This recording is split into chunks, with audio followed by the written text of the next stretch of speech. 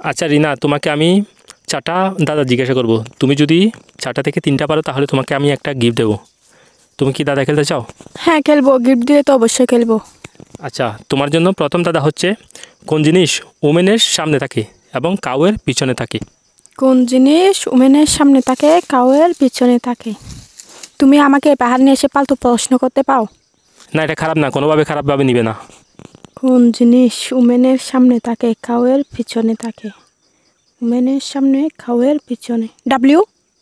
W কিভাবে? উমেনের সামনে তো ডাব্লিউ থাকে, কাউয়ের পিছনে ডাব্লিউ থাকে। আচ্ছা, উত্তরটি একেবারে সঠিক। তাহলে তুমি কেন বলছো যে তোমাকে আমি খারাপ প্রশ্ন করেছি পাহাড়ে নিয়ে? প্রথমে তো ওরকম মনে হয়নি। তো দাদাগুলো কি এতই সহজ? দাদাগুলো চিন্তা করতে হবে, চিন্তা করে তারপর কি উত্তর দিতে হবে। আমি কখনো তোমাকে নেগেটিভ প্রশ্ন করব না, সবগুলো কি ভালো প্রশ্ন করব। আচ্ছা, তোমার জন্য আমার দ্বিতীয় দাদা হচ্ছে, বৃষ্টি আসলো কিন্তু গাছপালা সহ কেউ ভিজলো না। তোমাকে বলতে হবে কিভাবে। বৃষ্টি আসলো কিন্তু গাছপালা সহ কেউ ভিজল না, কিভাবে?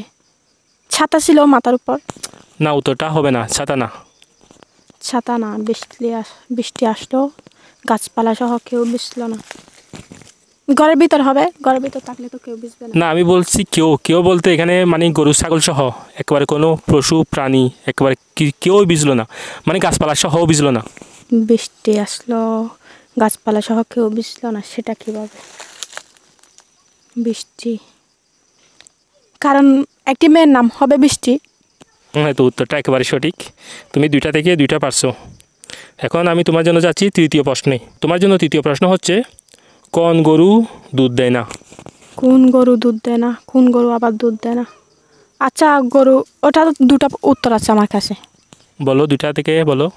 একটা হচ্ছে বাচ্চা গরু, বাচ্চা গরু তো আর দুধ দেয় না। আরেকটা হচ্ছে ষাঁড়, ষাঁড়ও তো দুধ দেয় না। আসলে আমি মনে করছিলাম সার, এখন তার চিন্তা করে দেখলাম বাচ্চা গরু তো হতে পারে। তোমার উত্তরটা একেবারে সঠিক। তুমি এখন পর্যন্ত তিনটা থেকে তিনটাই পারছো। তোমার জন্য চতুর্থ এবং শেষ প্রশ্ন হচ্ছে, আর এই চতুর্থ প্রশ্নটা তুমি অলরেডি তিনটা থেকে তিনটা পারছো, তোমার জন্য একটা গিফট আছে।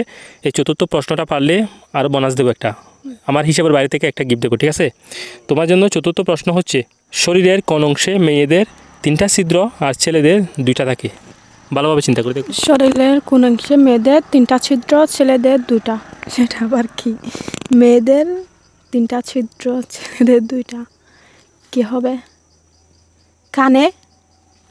কানে কিভাবে? কানে কিভাবে?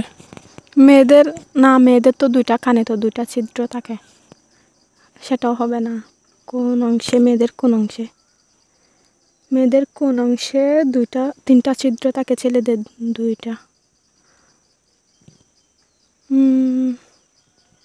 মাথায় তো আসছে না। চিন্তা না করলে হবে, ভালোভাবে চিন্তা করো।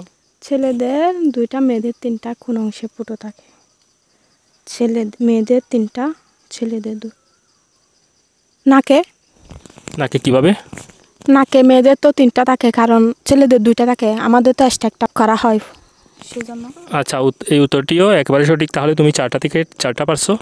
তোমার জন্য আসছে একটা গিফট, একটু দাঁড়াও, তোমাকে আমি গিফটটা দিই।